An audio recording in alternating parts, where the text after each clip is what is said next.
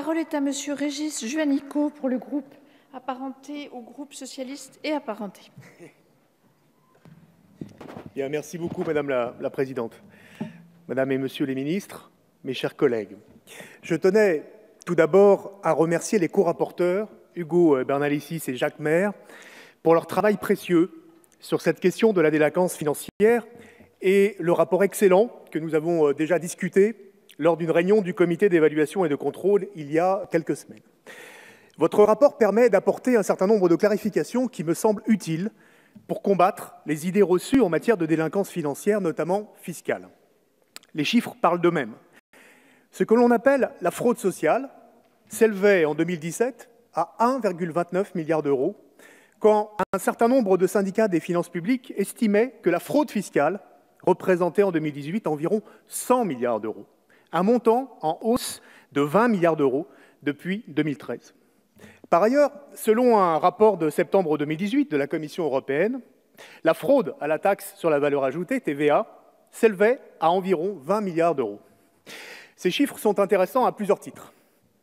Pour le président de la République, qui, au lieu de critiquer avec mépris le pognon de dingue consacré aux minima sociaux, devrait plutôt s'attaquer aux fraudeurs fiscaux, car c'est là que se trouve le manque à gagner, mais aussi pour le ministre des Comptes publics, car avec un déficit estimé de 37 milliards d'euros en février 2019, et en s'attaquant vraiment à l'évasion fiscale et aux stratégies d'évitement des impôts, nos finances publiques seraient en bien meilleure santé, mais aussi avec plus de marge de manœuvre pour redistribuer.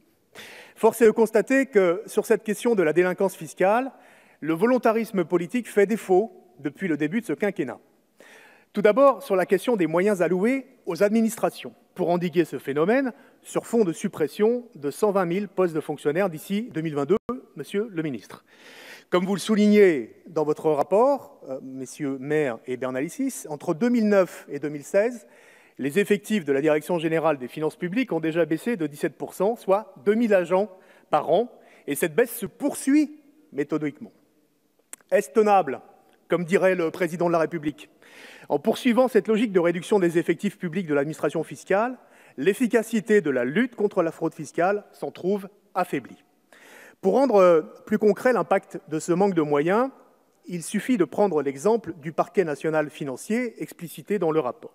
En effet, les 18 magistrats qui le composent sont censés instruire chacun 8 affaires de grande complexité. Ils se retrouvent en réalité à en gérer 32, soit 4 fois plus que prévu initialement. Pourtant, depuis sa création en 2014, il a en effet permis, ce parquet national financier, au Trésor public d'encaisser plus de 2 milliards d'euros. Et on peut donc imaginer qu'avec davantage de moyens, les sommes récoltées seraient plus importantes. Votre rapport contient aussi un certain nombre de propositions visant à mieux organiser l'administration. Permettez-moi juste d'avoir un léger doute sur les chances de faire aboutir vos propositions numéro 6, visant à augmenter les effectifs de police spécialisée, et numéro 18, augmenter et diversifier les effectifs du parquet national financier, je viens de l'évoquer, dans un contexte de baisse massive des effectifs de fonctionnaires. Au-delà de la question des moyens, je souhaitais aussi aborder un deuxième sujet, celui des lanceurs d'alerte. Sur ce sujet, la proposition 8 exprime à juste titre la volonté de rétablir le principe d'un secours financier au profit des lanceurs d'alerte en difficulté, complété par la possibilité d'un accès facilité à l'emploi public.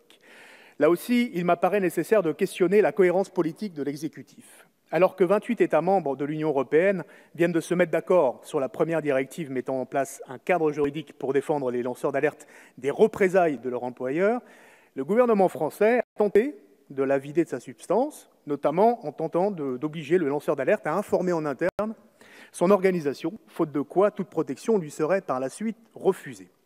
L'hypocrisie du gouvernement se résume à disposer de la fameuse loi Sapin II, refusant d'indemniser les lanceurs d'alerte, mais à mettre en place en parallèle un dispositif rémunérant les aviseurs fiscaux, tel qu'il vient d'être entériné par la récente loi de lutte contre la fraude fiscale.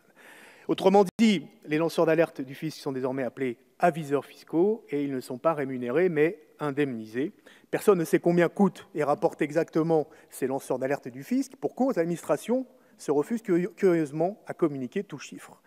Nous échangeons, Madame et Monsieur les ministres, cet après-midi dans le cadre d'une séance de contrôle du gouvernement et pour la parfaite information du Parlement, peut-être que le gouvernement pourrait, à cette occasion, nous fournir des informations précises. Autrement dit, aujourd'hui, les recettes qui augmentent sans cesse pour l'État diminuent pour ceux qui permettent de les recouvrer et qui prennent tous les risques. Et donc je conclus en disant que là, on comprend qu'à rebours de l'objectif affiché de protection des lanceurs d'alerte, le gouvernement n'encourage pas forcément ces comportements citoyens. Je le répète, avec des moyens ambitieux pour lutter contre la fraude fiscale, cela permettrait d'assainir nos finances publiques, mais aussi d'envoyer un signal positif en termes de solidarité nationale et de cohésion sociale. Et pour cela, le gouvernement doit faire preuve de bon sens et cesser de faire preuve d'hypocrisie, allouer des moyens suffisants à l'administration et offrir une réelle protection aux lanceurs d'alerte. Merci beaucoup. Merci, monsieur le député. La parole est à madame